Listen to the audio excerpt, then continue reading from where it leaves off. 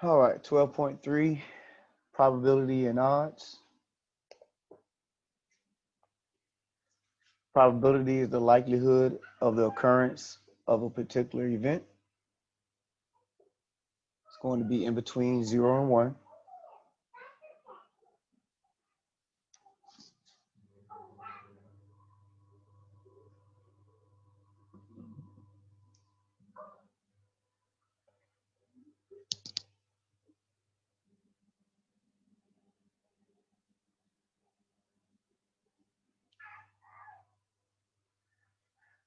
All right, the way we will find our probability, the way we will calculate it, is finding the number of outcomes in your event and placing it over the number of outcomes in your sample space. Remember last class we talked about the sample space. Sample space is just the number of outcomes total. And then your event just depends on what you're trying to find the probability of. So if you want to know the probability of landing tails, tails would be your event. All right, the way you say this right here is P of E. That represents the probability of event E.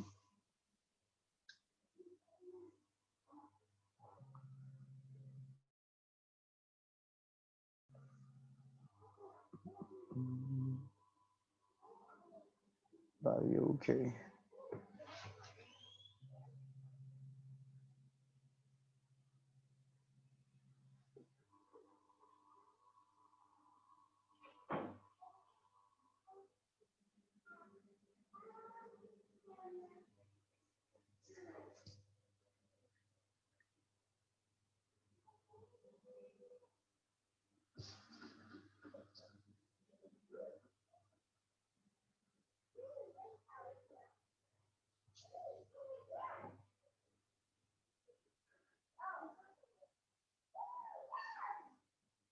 All right.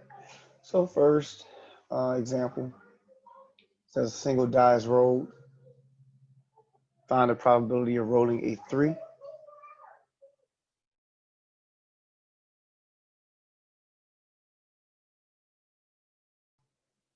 says something. Yep, not a problem. Appreciate it. Hope you're having a good one as well. All right, so we want to find the probability of rolling a 3. Find a probability of rolling a 3. So the best way to deal with probability is to find the sample space first. And if you dealt with dice before, or a single die, playing board games or something like that, you know that we have the numbers 1 through 6 as your options. And also, I just want to point out that this 6 and then this 6 right here aren't necessarily going to be the same. If I had 1, 2, 3, 4, 5, and 7, the number of outcomes is what this is, and that's 6. So this doesn't have to be 6 in order for this to be 6. Remember, if we're talking about the number of outcomes in my sample space, we're just counting how many outcomes do I have. And in this case, we have 1, 2, 3, 4, 5, 6. So we have 6 outcomes. Once again, if I had 1, 2, 3, 4, 5 triangle, I still would have 6 outcomes. So just want to make sure that when we look at this number right here, we're counting the number of outcomes in the sample space. And we're not saying that because this is 6, that this will be 6. And that's not necessarily the case. All right, just counting the number of outcomes in the sample space.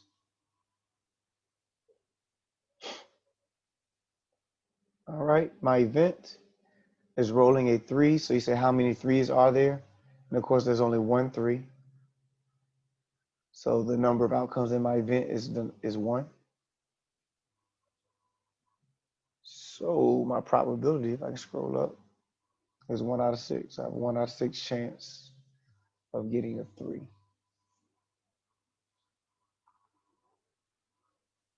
Only had one number in the event that was 3. So you place the 1 over 6, and that's your probability.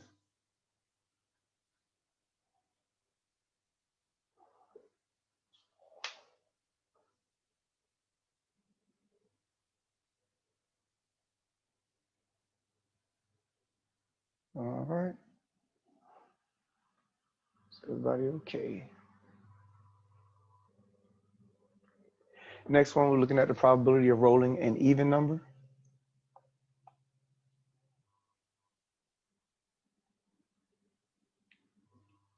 So there are three even numbers, 2, 4, and 6. So the number of my event is 3. So you place the 3 over 6, because my sample space is still the same, still dealing with a single die. So 3 over 6, that'll be 1/2.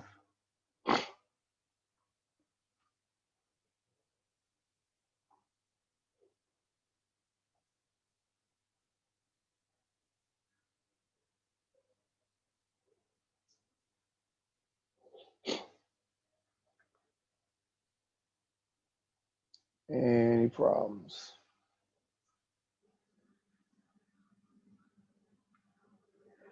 Next one, we're looking at rolling a number greater than 4.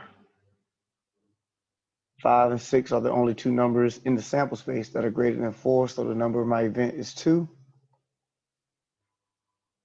Place the 2 over 6.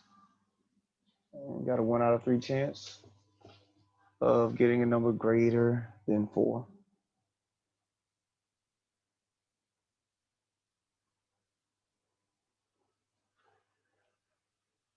All right. Questions on that first example?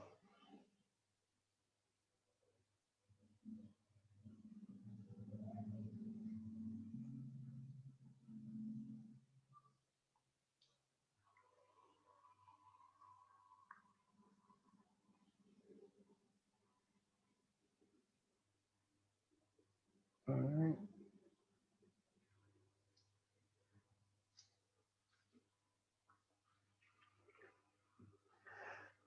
All right, so the next one, a fair coin is tossed 3 times.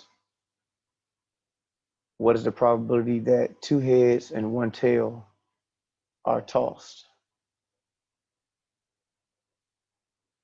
So what I decided to do was to use that tree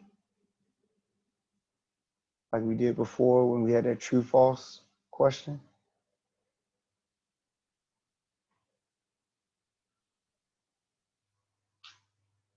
Wherein if I landed tails first, then it's possible I could land tails or heads next. Then from there, tails, heads, and then tails, heads. But then it's possible I could land heads first. Then I would explore going tails, then going heads, and then the same thing from both those categories. So I'll give you a chance to write that down.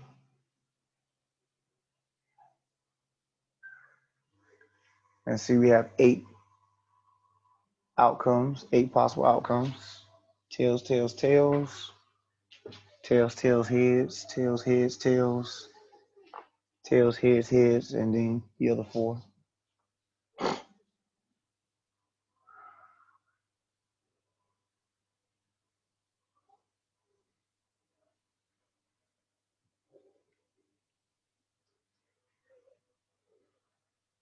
All right. So our event, still have my eraser on.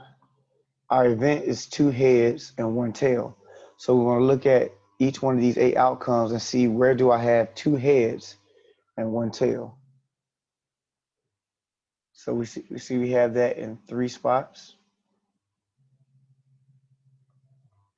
Right here, tails, heads, heads, heads, tails, heads, heads, heads, tails.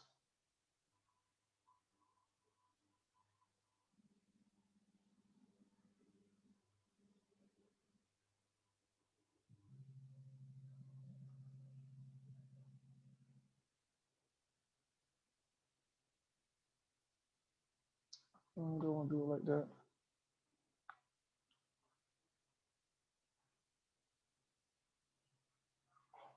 Yeah, so these 3 represent event.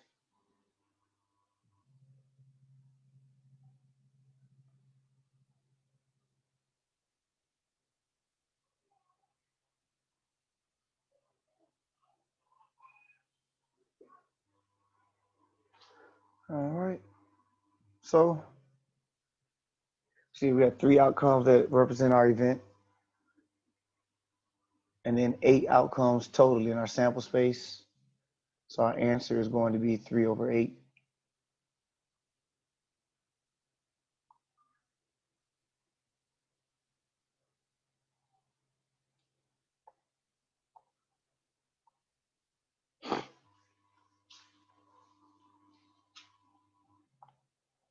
All right. Any questions?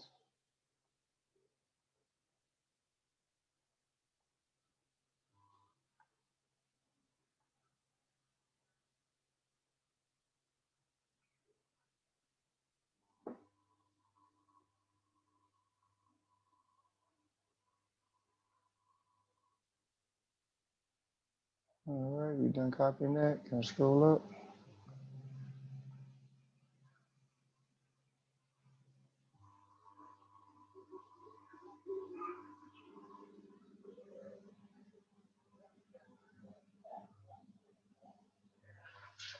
All right. Next one. 2 fair dice are tossed. What is the probability that the sum of the pips on the upward faces of the 2 dice equals 8? You know, the pips are the dots on the dice. So first thing we want to do is establish the sample space, like I mentioned before. So we're looking at this type of scenario. We want to examine or figure out how many total possible outcomes are there when you have 2 die that has 6 faces. So right here, you're talking about die 1 being 1, die 2 being 1, then 1 and 2, 1 and 3, 1 and 4, 1 and 5, 1 and 6, then 2, 1, 2, 2, 2, 3, 2, 4, 2, 5, 2, 6. So instead of writing all of those out and possibly missing a combination, what you can do is use our fundamental counting principle, wherein if I have 6 faces for one die, 6 faces for the other die, I can just do 6 times 6, which will let me know I have 36 possible outcomes. So that would be the number of my sample space, 36. Just like if I had one die that had 6 faces and the other die had 8 faces, then I would do 6 times 8, which would give me 48 possible outcomes. All right. So 36 is going to be the number of our sample space because we had 6 times 6, 6 faces on each one of the die. All right.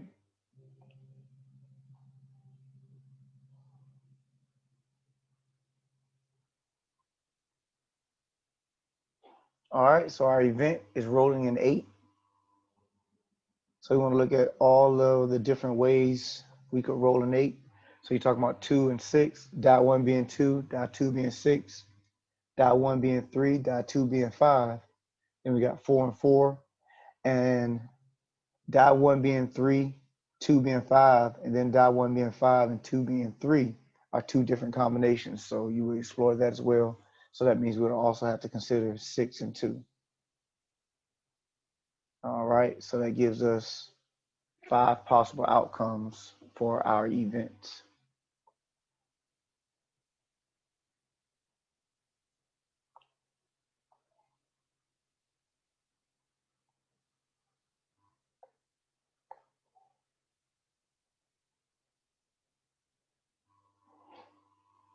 All right.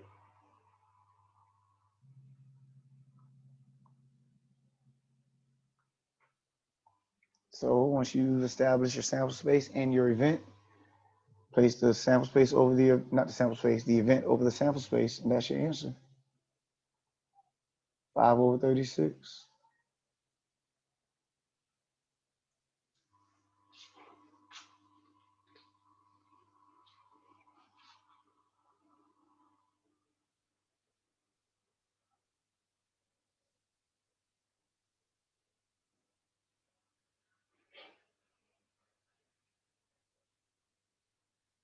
Any questions? Any questions?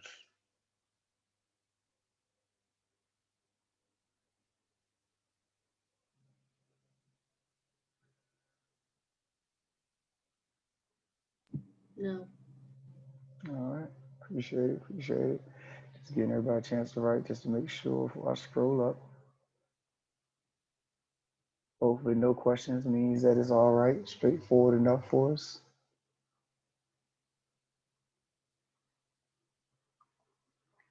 All right, calculating the odds. So odds in favor of an event is that you're going to take the favorable outcomes, place it over the number of unfavorable outcomes. So odds in favor is the number of favorable outcomes over the number of unfavorable outcomes. Then your odds against is the number of unfavorable outcomes over the number of favorable outcomes. So you just flip the fraction. Odds in favor, got favor over unfavorable, then odds against unfavorable over the favorable.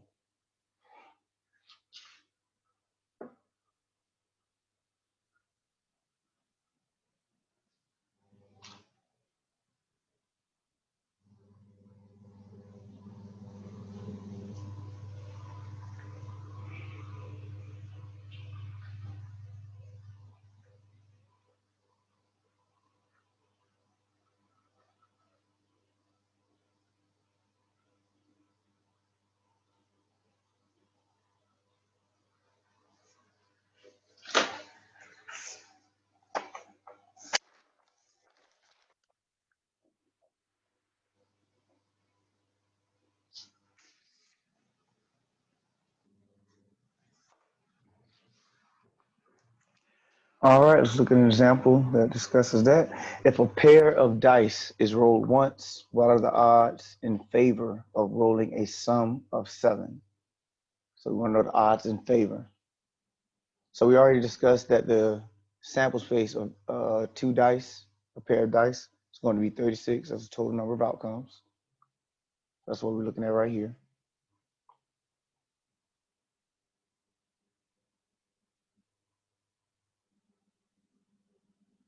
All right. We want to know the odds in favor of rolling a 7.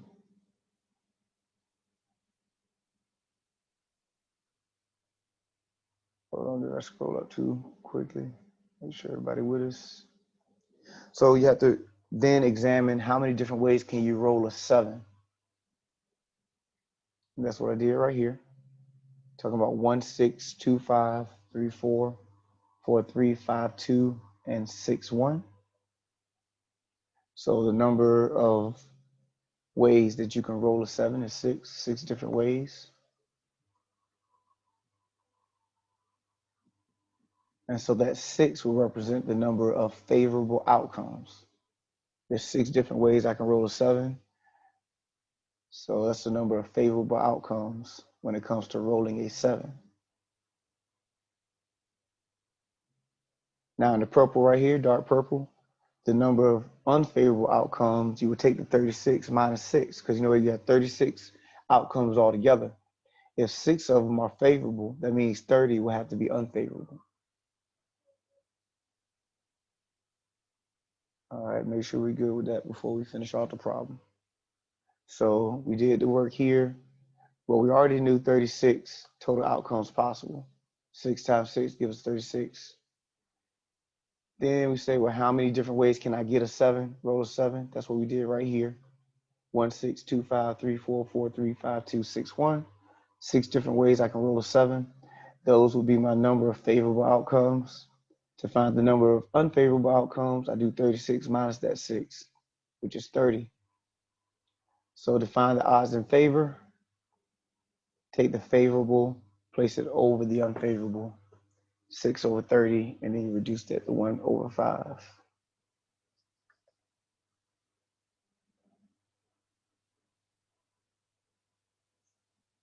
Odds in favor is 1 to 5.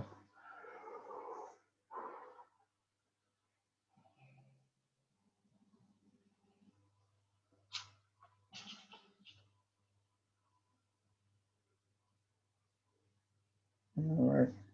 Questions? Any questions?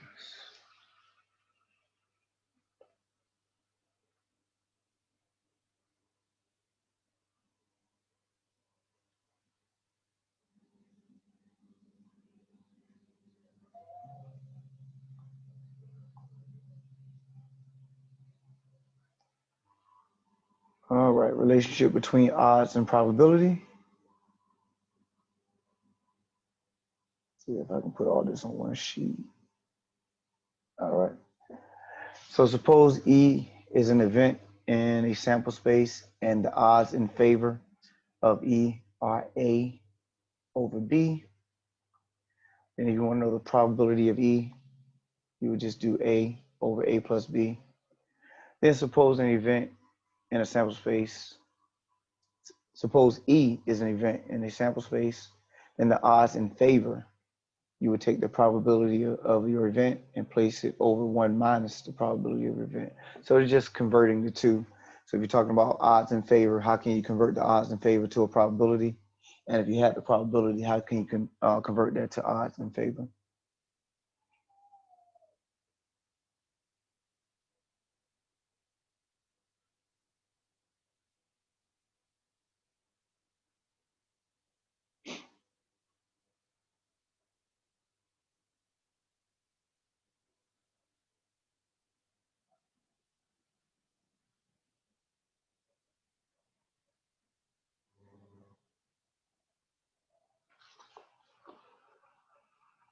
All right. So let's look at an example that talks about that.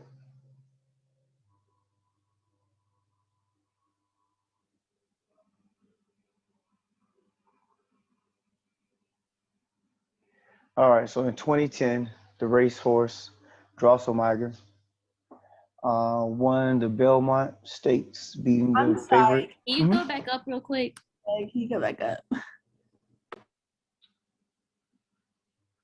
You wait till I got in my flow, then you go on. No, I'm just messing. Is that good enough? Is that what you needed? I think I might have lost connection. Was that what you needed right there? Is that good? I guess so. Okay, I got mine down. Okay. I think it was one other person that said they needed something. Yeah, I'm good too. Okay, good. I just want to make sure I went far enough up. All right. Anybody else before we go to this? I think this is our last one for this section. Yeah. Everybody good? Everybody good? All right.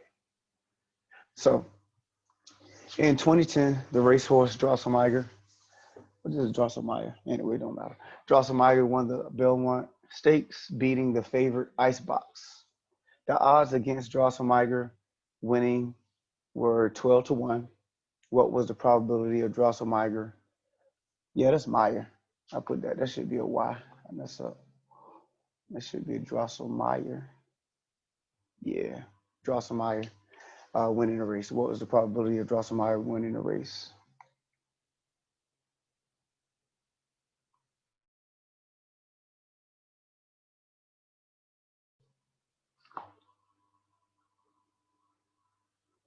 All right. Give you a chance to write it before you go.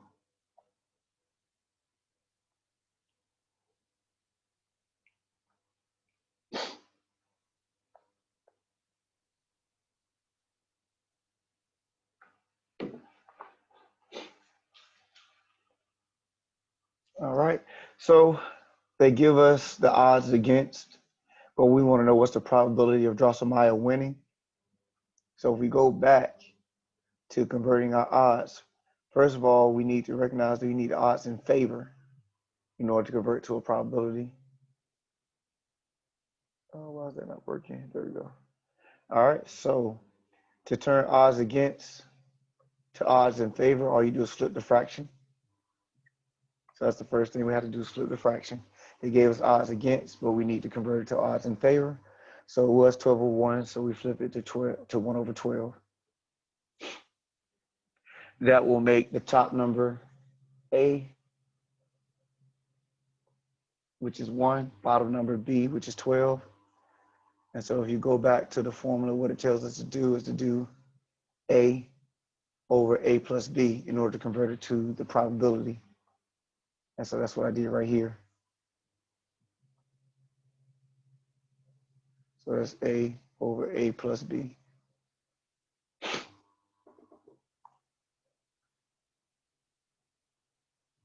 And so it's 1 out of 13, 1 over 13.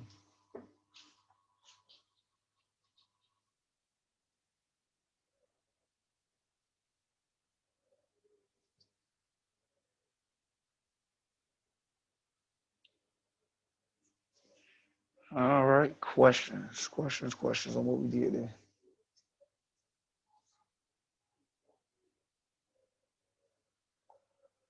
I have a question. Yep. Did you go over simple and compound interest? Because I couldn't find it on your YouTube thing, but I just got done from math tutoring with Miss Carolyn, and she helped me out with it, like with the formulas and stuff. But I couldn't find it in the YouTube, so I didn't know if you went over that or did we skip that or. Yeah, we did. That was 11.1, 11.2. I thought I sent it. Let me It's see. 11.1 and 11.2, but I just couldn't find it. But I mean, I'm good with it now since she helped me. I just wanted to know if we went over it or not. I couldn't. Yeah, we did. I just, like I said, I thought I sent it. Let me check real quick just to make sure. Because if I didn't, then I want to make sure I get that out there. So while I check on this, any other questions? Everybody good?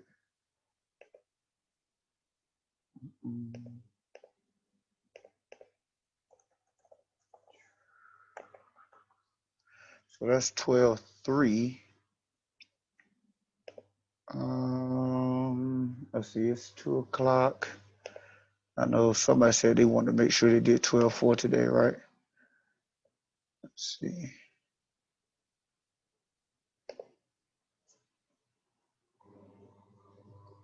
Hold up. Wrong class.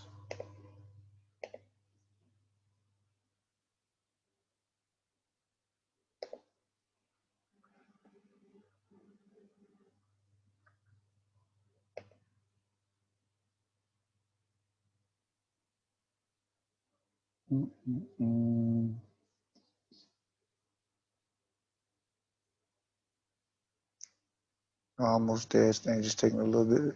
Yeah, I sent it back on Tuesday. I think I sent it out late then. I must have sent it out late. But yeah, so should have been an email that was sent out, but it's in your Blackboard announcements. But I know you said you were good. But yeah, I sent it out to you guys. So let's see. We have 12.4.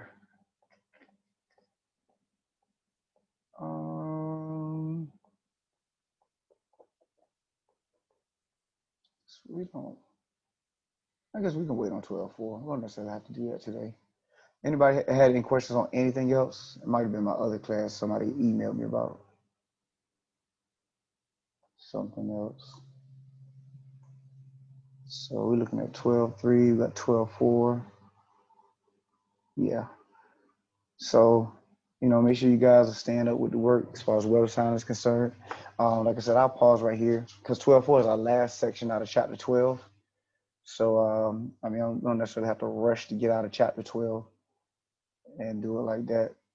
So we will finish up chapter 12 on next class and proceed to move from there. Any questions or concerns before we close out? Everybody good? All right.